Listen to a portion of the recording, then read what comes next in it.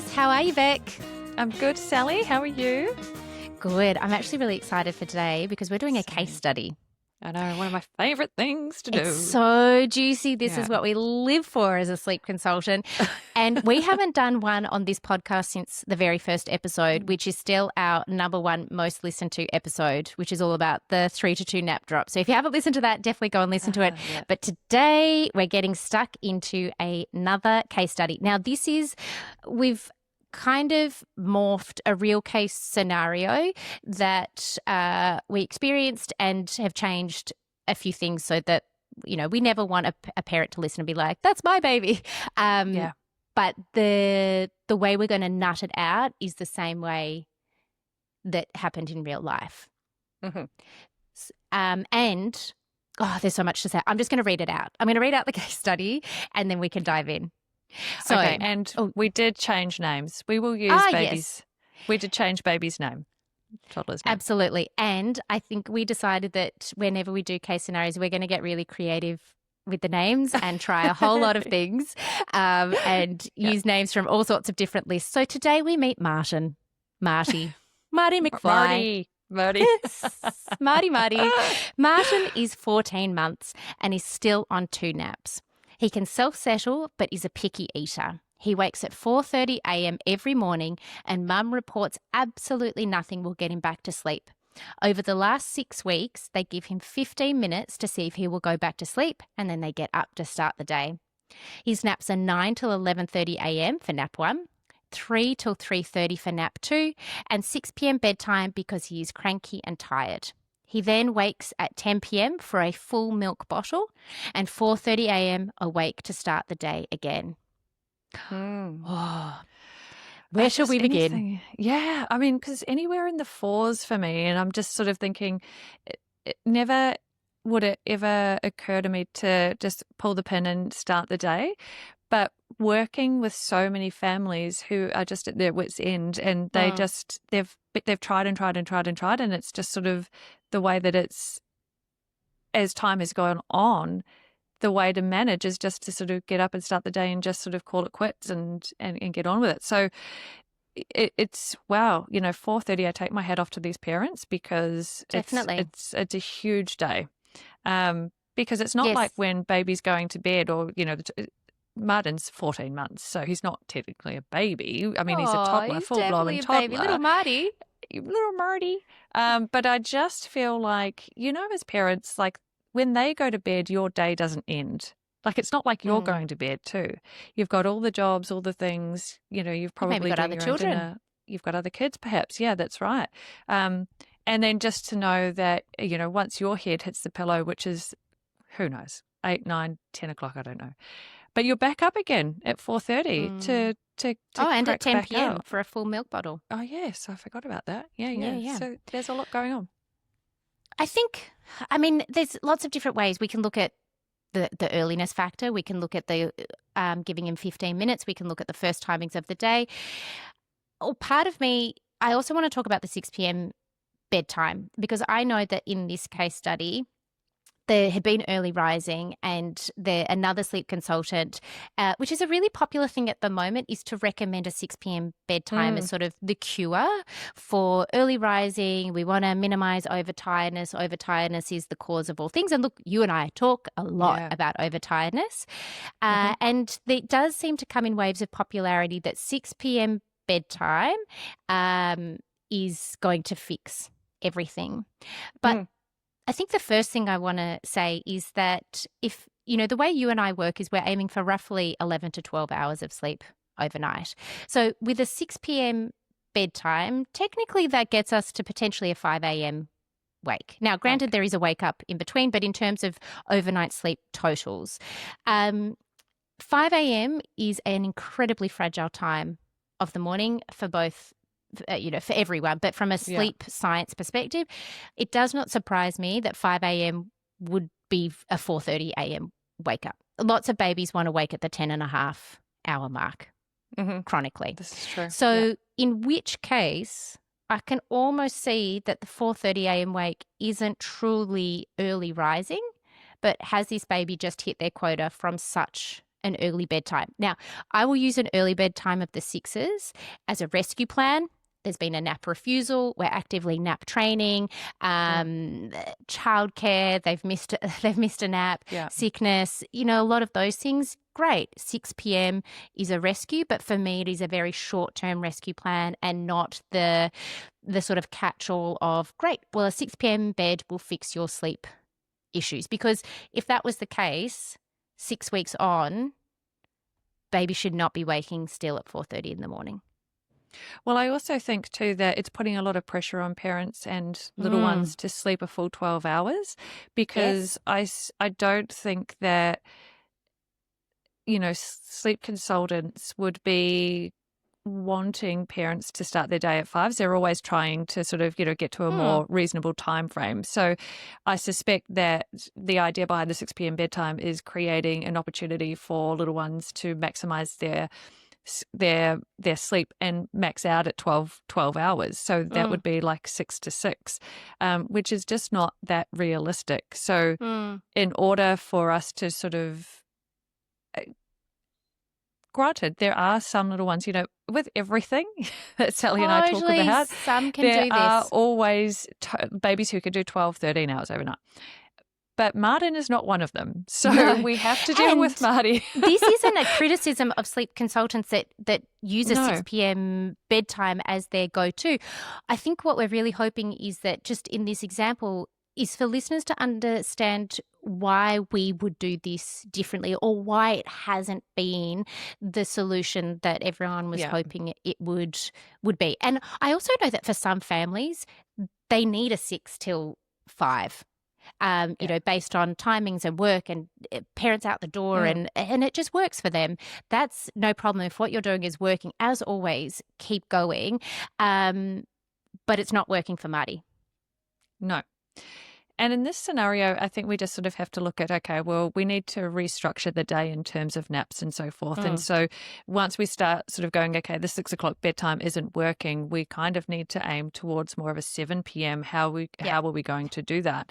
And so we actually then sort of look through the day in terms of what's reinforcing the early rise. And the first thing that pops into our minds is the first nap. And so the first nap is it 9 to 11:30? So for me, it's both the start time of it and the duration of it that can also contribute to this ongoing early rise, early to bed cycle. 9 till 11:30 he does.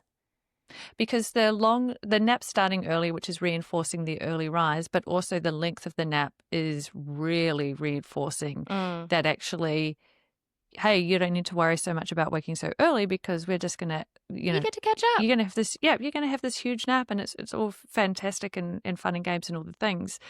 And then on the flip side of that is that all the sleep quota is then taken into the morning nap, and then it becomes harder and harder for that second nap of the day to be a good chunky one. And so what we are seeing happening is that second nap is just a really quick, short one, which I think is creating some overtiredness going into bed.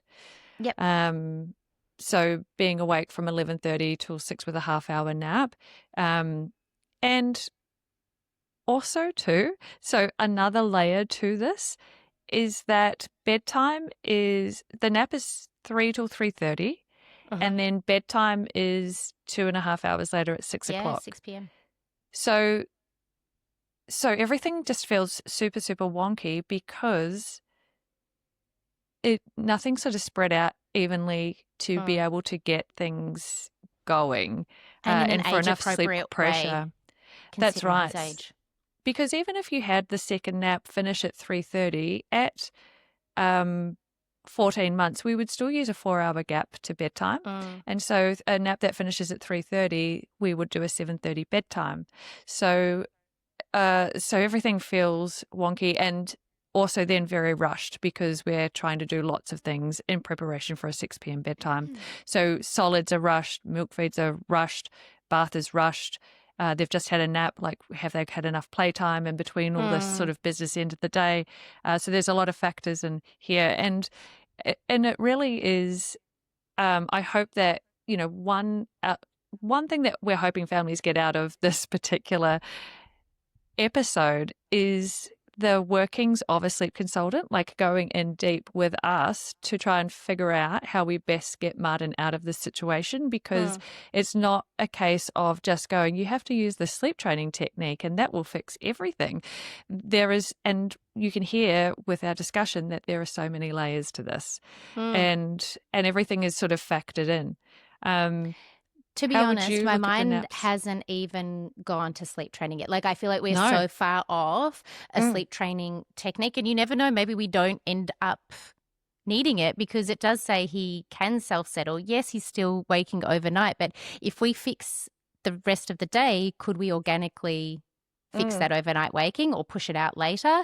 And then he can use his self-settling skills that he's already got because he's primed better for sleep. So one of the first places I would start is rearranging these naps. So I'd actually do a bit of a switcheroo. So at the moment he's on a long short, and then going into bedtime overtired, cranky and tired. We're all about these hybrid words in the last few episodes. Cranky and tired. And so what I would actually do is give more sleep to the second half of the day, which in turn will give him a greater reserve for a longer wake window. You mentioned before 4 hours. Which already will push you to a later bedtime. And we get out of this sort of 6 p.m. jail, which is going, if we can get to in the 7s, will naturally encourage a later rise in the morning. That's right. So I would be popping him on our transitional schedule, which is incredibly age appropriate at 14 months. By no means would I be dropping to 1. I don't even know if that came up. Not in this scenario. That is not the cure either. So I would be doing a 10 till 10:30 a.m. nap 1. And I would be capping it strictly at 30 minutes, not 40, definitely not 45. We cap it at 30. Not even 35. Not even 35. The not difference at 14 between months. 30 and 35 minutes for this transitional routine is a full half hour, to your second nap. So, when you're doing a transitional routine, cap it at 30 minutes exactly. So capped at 30 minutes. And then I would be pushing through to a 1 or 1:30, but probably initially a 1 till 3 nap, and then a 7 p.m. bedtime if we're using that 4-hour wake window. The other thing I just want to double back on is that if we push to a later bedtime, we're not pushing as in we're just going to keep him up longer. That wouldn't work on his current nap schedule. If we just said, okay, 6 p.m. is not the solution, we'll just stretch him to 7. We have to shift the whole day, because otherwise your overtiredness will become even more overtired off a 30-minute afternoon nap and a 4:30 a.m. rise. So this is about restructuring the whole day to get to a later bedtime, rather than just picking a number and keeping a baby up until that time. So what that would do for me is we keep the second nap. We don't reinforce an early rise. So we move from 9 a.m. to a 10 a.m. start. And rather than taking a chunky hour and a half in the morning, we're going to cap it strictly at 30 minutes. We're then going to give him a long afternoon nap at 1 o'clock-ish, and then a 4-hour wake window to bed. And then he will be going into the night better rested already. Maybe we see the 10 p.m. wake already drop off a little bit. Maybe not. But the idea is that there's more sleep in the second half of the day so that they go into the night more well rested. One of the key elements to Martin's solution is reducing cortisol.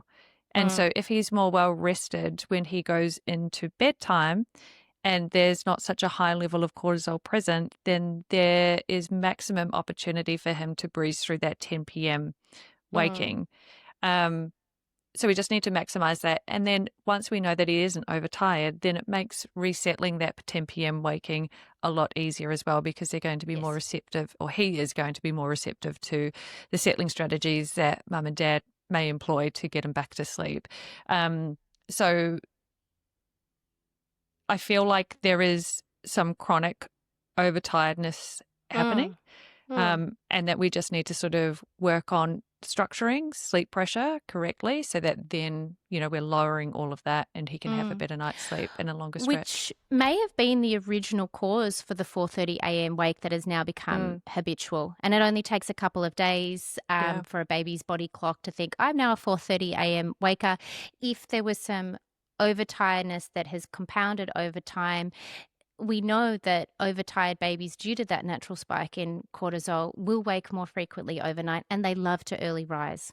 And they can cry really hard. So I can imagine that giving him 15 minutes, they might think, what's the point? Like, this isn't working. I'm just going to get up and start the day. But so the cycle continues. Now, I'd also be wanting to make sure, 4:30 a.m. is also the chilliest part of the morning. I want to know, what is Marty wearing? What's the room temperature? Are we getting the temperature reading off the monitor? In which case I'd minus a couple of degrees. Where is the thermometer sitting if they're using that? Just making that little Martin is dressed warmly enough and he's in an appropriately high enough TOG rated sleeping bag, because he's going to naturally drop a couple of degrees himself just as part of his body clock. And if he's a fragile sleeper, then that's enough to be a full-blown wake up as well.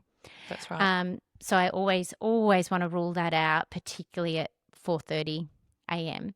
The other thing that I want to touch on is that if we get Martin to a later bedtime and he's going down a little bit more awake because he's had this long afternoon nap on our transitional schedule, he's had a great 4-hour wake window, and he's less cranky and tired, was he truly self-settling before? So going into the cot, wide awake, with some reserve, still, awake, and then able to truly put himself to sleep over the course of, let's say, 10 minutes?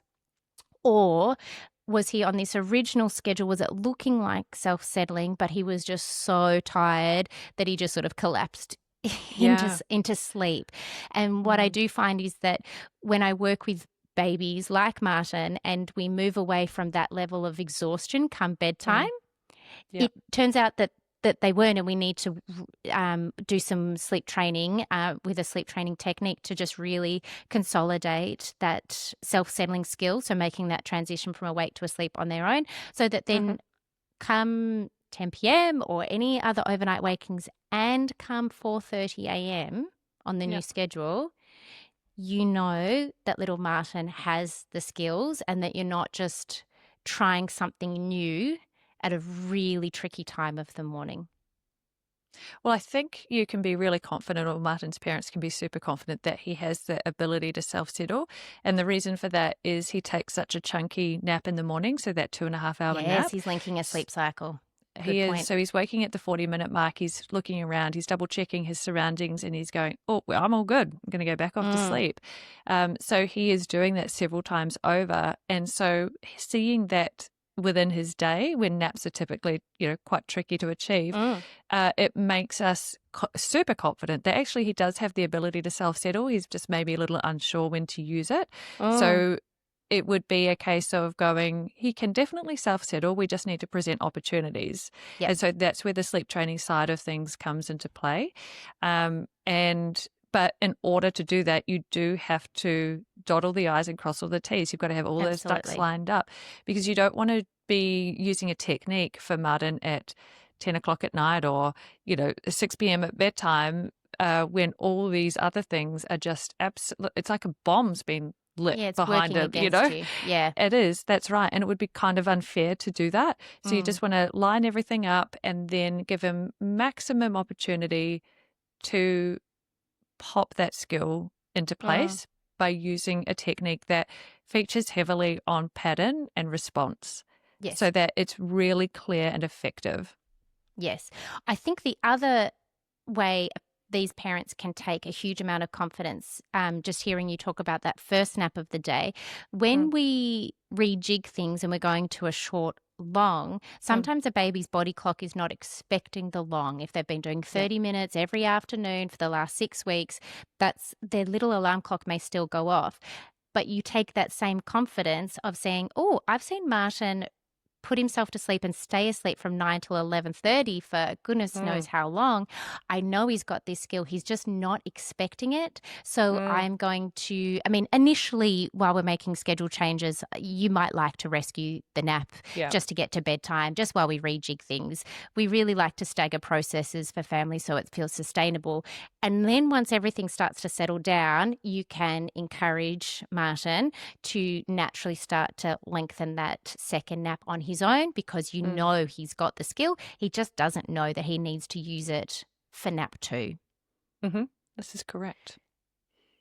Let's One talk other thing about, too. oh, yep, you go. There's so much. Well, I think maybe you may be about to touch on it, is the milk side of things. So like, exactly. were you about to do that? Oh my God. Yes, because I was like, let's talk about the picky We're on the eating. same wavelength. Yeah, that's us.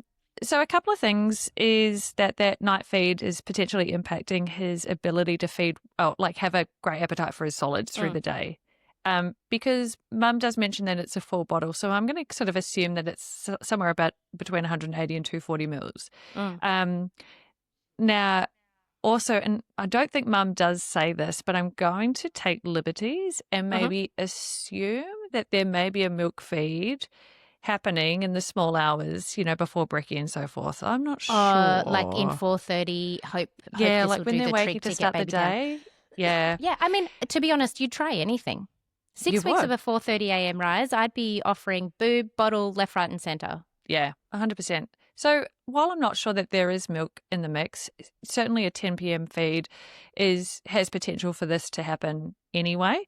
So if there's a full feed going in, then that could impact, and this happens with 6-month-olds. Yes. That they're not interested in starting the day with a full feed or starting the day with breakfast, and they might sort of be snicky snacky, and then it's made up for with another snack, but then come lunchtime they're not hungry because they've just had a sneaky snack at 11 o'clock, and you're always sort of chasing your tail in terms of meals and feeds and snacks and so forth, and it just feels really for like a clunky, like what you would say, Sally. So in terms of creating a better appetite, we want to look at really anchoring in some feed times for solids, and if there's any other milk feeds. And at 14 months I would typically be down to a feed as part of the bedtime routine. That's optional. You don't necessarily have to have that.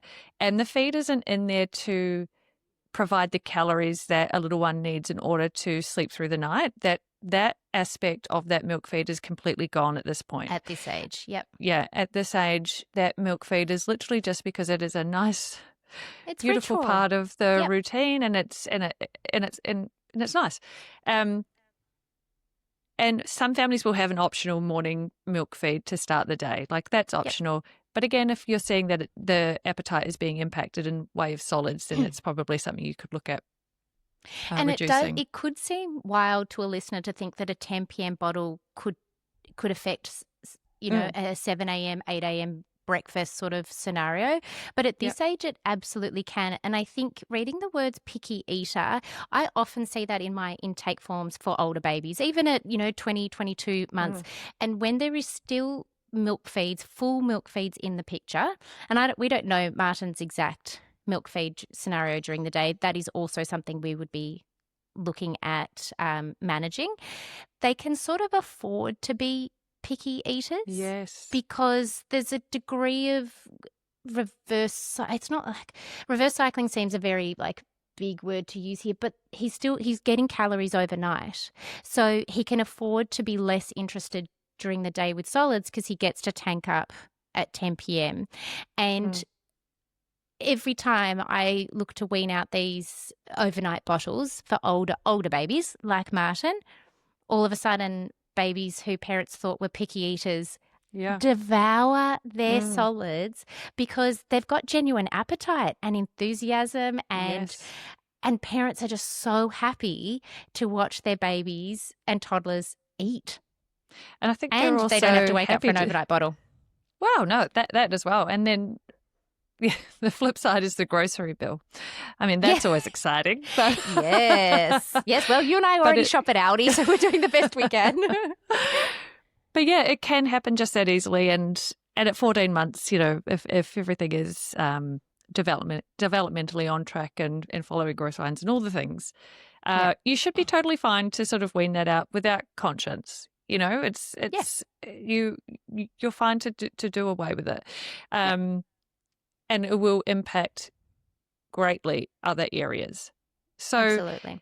The other thing too is if there's a milk feed offered, the internal clock is wired to expect calories at that particular time of the night. And so if the internal clock is wired to expect calories, it doesn't necessarily mean that they are genuinely hungry at that time. Yes. They're waking because it's a habitual wake. Yeah. And just like we referred to, earlier on, if there's a Tim Tam being offered at a certain time, I'm going to take it. It's my Sign me favorite thing. up. I'd love a full packet at 10 p.m. Yeah. And so toddlers, they love their milk. If they're going to be offered a bottle of milk, they're going to take it. But also for parents looking down the barrel of another 4:30 a.m. wake, you'd also be picking your battles and think, oh, I'm just going to give them a bottle to go back to sleep because I'm going to see them. About to start. My day's about to start. So I think there's two things we're yet to touch on. What would we do with the 10 p.m. bottle? So assuming we've got all of the day naps now onto our transitional schedule, we've got all the day feeds lined up. We know that the environment is conducive to great sleep. We know that Martin is truly self-settling for bedtime. What are we going to do about the 10 p.m. bottle, the habitual wake that we've just mentioned? And then what are we going to do if that 4:30 a.m. rise, speaking about habitual internal body clocks, if that continues to present itself? I'm just going to quickly shoot out two options from my perspective and then see what you think as well. I always work with parents' comfort levels, and so sometimes if it's like if there's a big change happening, and we are working on absolutely every aspect. A bit of a sleep overhaul. It really is. Yeah. I feel like, well, we've got 2 weeks together. I know that this is going to resolve itself within a few days, so it doesn't worry me if families feel like, oh gosh, we're rejigging the day. We're going to do a bit of sleep training. I'm not so sure that I can then give away the bottle as well overnight. What I would actually say is let's adopt a sleep training technique for bedtime if it's needed. And then we would use that same technique at 10 o'clock. So we would resettle that wake without the milk feed. And then we would feed the next. Yes. So we want to sort of break that habitual wake in terms of let's use the sleep training technique. But also what we will find is, okay, if we use that technique, is there a genuine hunger-related waking? That might sort of happen at around 2, 3 o'clock in the morning. Great. We'll offer a small feed. I would probably, because of his age, at Martin's age, I'd probably offer a 150 ml bottle, but I would 50-50 it. So I would dilute it, 50% milk, 50% water. That does two things. It's a smaller bottle, but also less calories because we've diluted it. It's not amazing taste. So, less interest to wake for the following night. So there's a few things going on with that. But also what it will then do is it will, if we are trying to sort of move through that 4:30 rise, there is some extra calories going in there to helpfully boost us to get through a little bit longer. So that would be option number one. Other families are kind of like, oh my God, let's just sort this out. I am ready. I'm ready. And they've been ready for a really long time and they've just needed someone to sort of hold their hand and guide them. In which case we would go with resettling all wakings overnight with the technique to go back off to sleep. And then we would use our early rise protocol to move through that in the morning. And then immediately you'll see the benefits of, okay, now they're actually hungry, to start the day. And then we sort of move pretty quickly through the stages, the following day. It will start to course correct pretty quickly. So, so I am with you on both of those. I probably, for the majority of the clients that I work with, we'd be going with option one. What's behind door number one? Because it can feel intimidating, and I want parents to feel so rock solid come 4:30 in the morning when we do implement, or any other overnight waking, that we're not doing anything through hunger. The other thing is that there could be a degree of genuine hunger. If he's been smashing a 240 ml bottle, he could genuinely be anticipating, and particularly on night one, like it's very hard to get a perfect day before we go into the first night. So just to take the pressure off everyone, I would say, yes, we're going to resettle that first wake. I would probably say we're going to work to no feeds before midnight, which just from an age perspective is completely appropriate. We know that little Marty can go all night long without milk. I'd say no feeds before midnight. But if the waking doesn't happen at 10 and it happens at 11:30, we are absolutely committing to resettle until Marty goes back to sleep and then feed at the next one. Yep. Which, as you mentioned, maybe that's 1 o'clock. So that's sort of the timings that I would work to. I also think it's really helpful for tired parents to have a very clear plan. So saying something like no feeds before midnight, they can go into the night completely understanding what is a feed and what is a resettle for that first half. Mm-hmm. I will say that when I dropped a feed for my own baby at 8 months, it had snuck back in at 6 months with sickness, and then I was too scared to sleep train it out because I had a toddler that I didn't want to wake, and I actually went cold turkey. I just knew that was best for me and for us, and it took 2 nights. He cried on and off. It wasn't even full blown for 40 minutes, 2 nights in a row, never woke for it ever again.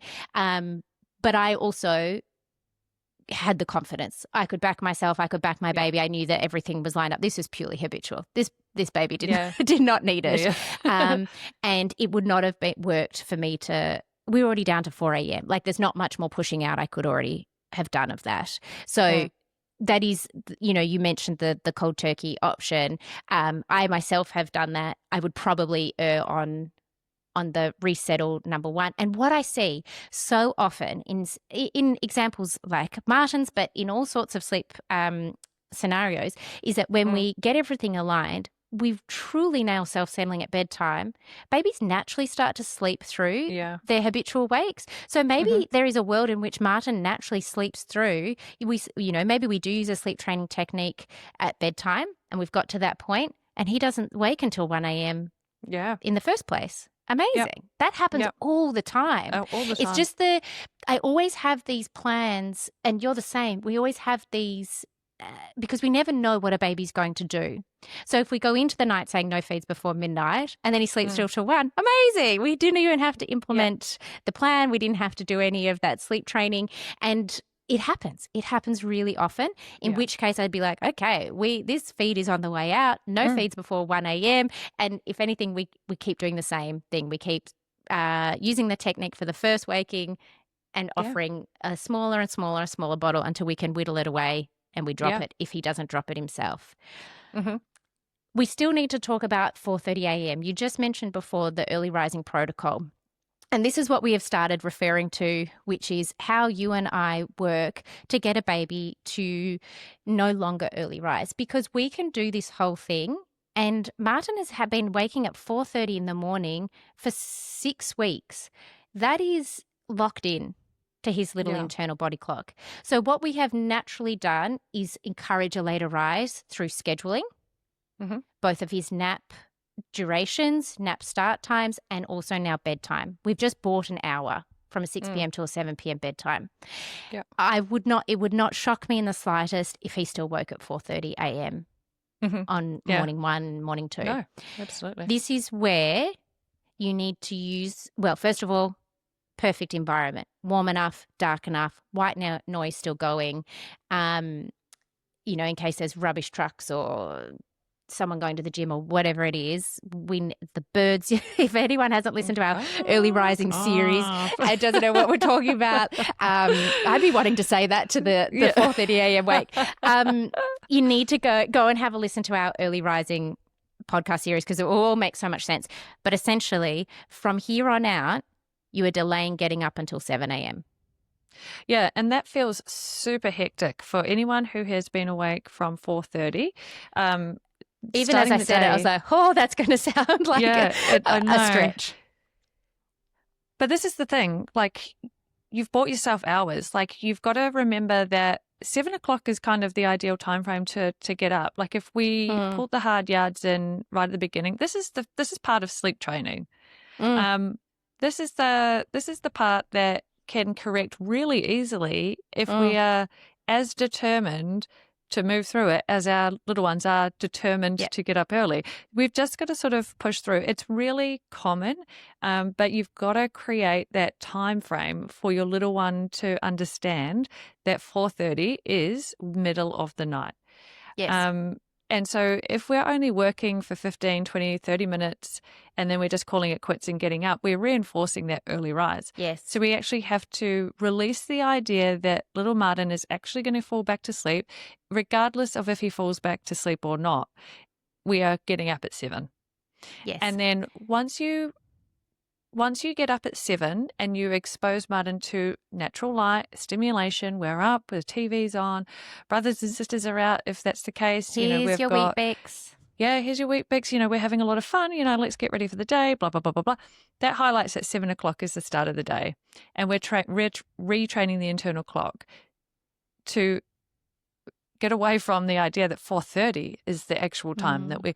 That's the middle of the night. You'll always say too, Sally, which makes a lot of sense. It's like jet lag. We've got a new time zone. And so we have to be really super consistent, super persistent, and follow through to the letter in order for this to work.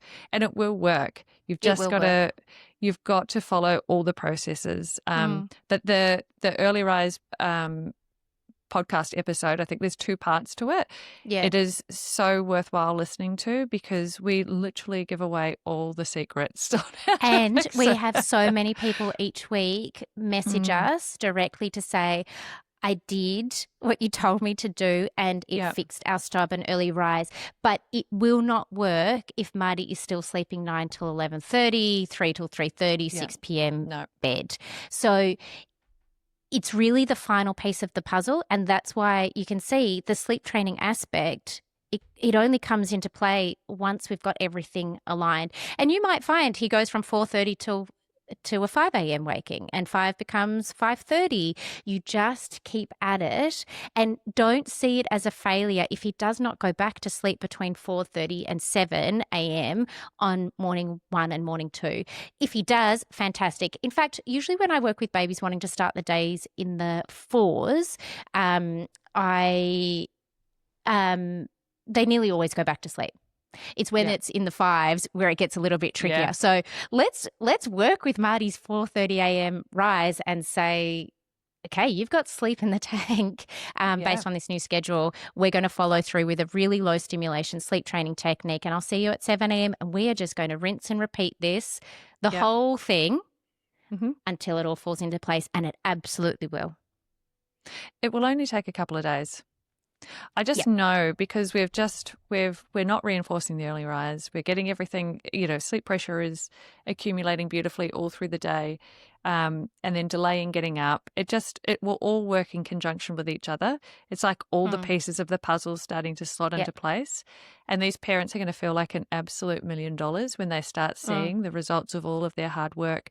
And you just have to see one thing fall into place for you to feel like, holy, this is going to work. This is going to work because these parents are so sleep deprived that they can't see the forest through the trees at this stage. And so it's little small wins will add to big wins. Big wins add to the entire shebang. Becoming a non-event. It will become seamless, beautiful sleep, and everyone knows what they're doing at what time, and it becomes just easy peasy. Yep. And if you're listening to this and thinking this sounds like my scenario, regardless of your baby's age, whether they're younger, the same age as little Martin, or perhaps older, these are the juicy cases that you and I work with, and there is absolutely light at the end of this tunnel. In fact, I would look at this case study and I feel so excited for this family because sleep is coming for them. Yeah, it is. We'll do a big tidy up, do a little bit of sleep training to bring it home, and you will never look back, and nor will little Marty. This is when we say your future self will love you for it, because these schedule changes, we are in control of a lot of these factors. So while we can't make a little one sleep, we can control things that can maximize their opportunity to sleep better. And for this family, there are so many aspects that we just tweak and modify to get to that point where Martin will be able to sleep really really, really well. And these moments are the best part of our job, don't you think, Sally? Like where, Yep. you know, it feels all like cactus. Everything Yep. feels like cactus as a parent, and their parents are reluctant to call on a sleep consultant because, you know, for various reasons. It can feel too far gone. It can. Like, how could we possibly fix this? And like, I've read everything. I've done everything. I've done Well, this they've even suggestion. spoken to another sleep consultant who said, do this and get on the 6 p.m. bedtime. Yeah. And now they're forking out more money, you know, and it's just one of those things well, like they get a free podcast now. Yeah. Yeah. But I think two things. It shows you that, you know, there isn't a one size fits all, because maybe the 6 p.m. would work for another baby. It hasn't worked for Martin. But I also want parents, and this is what you and I are an absolute mission to do, is to explain why. Because for you and I could be like, yes, we're going to do a 10 a.m. nap. We're going to do a 1 till 3:30, blah, blah, blah, blah, blah. And that can all sound well and good, but I need a parent to understand it so that they can implement it. Because if they're thinking, oh, well, this sleep consultant on the other side of the screen or the other side of the world said I need to do this, but why? And it's not working. It feels hard. You're likely to pack it in. Why? Yeah. She said 1, but if I do 1:30, that's practically the same. Exactly. Yeah. You know? So, but actually, no, we really need the 1. We need 1 initially. And here's I know. Here's why. And I did say 1 to 1:30, but again, I'm like, this would be case by case. But yeah, we want you to understand the why so that you can follow it through. So hopefully by pulling this apart and going through it all, it makes sense. It's got to make sense. It's got to make sense. And the making it make sense gives you the confidence to follow through in those hard times. But you know what? I am looking forward to doing a little bit of a follow-up with Martin, and let's just see how he ends up. Yeah. Marty, I hope you're listening. Yeah, he's got his listening ears on. He does. But this is just fun. don't be listening at 4:30 a.m. Yeah, if you want us to do more case studies, this is the sort of thing that we live for. So let us know, or we could even flesh out a scenario that we see in one of our questions. We can make it up. Also, you're just never alone in this. If Marty and his parents are experiencing this, someone else is too, and it's not because you were bad at this or your baby is bad at sleep. We just need to hit the reset button. Yeah. And there is a lot of science behind it, and that's why it's tricky. And I always think about that Julia Roberts gif, you know, where she's sort of looking and there's the calculations going through. Oh, yes. Yeah, the so mental funny. load. Yeah. Give us the mental load. You could see give it to us. We love this. Yeah. I know, we're sick like that. But we're well rested. That's probably why we've got capacity. We're all right, sick well, like that. I can't wait to hear about how little Marty goes. Yes. But now you've heard basically a consultation of what we would be doing. Game plan. That's it. We're Team Exciting Marty. Times. Team Marty. All right. Well, let's get stuck into it, and you know, shoot us a message if you feel like you're stuck and you need some help. You could be the next Snap Trap case study. Absolutely. All right. We will see you on the next episode. This was really fun, Beck. Thanks, Sally. Have a great weekend, everyone. Okay. Bye. Bye.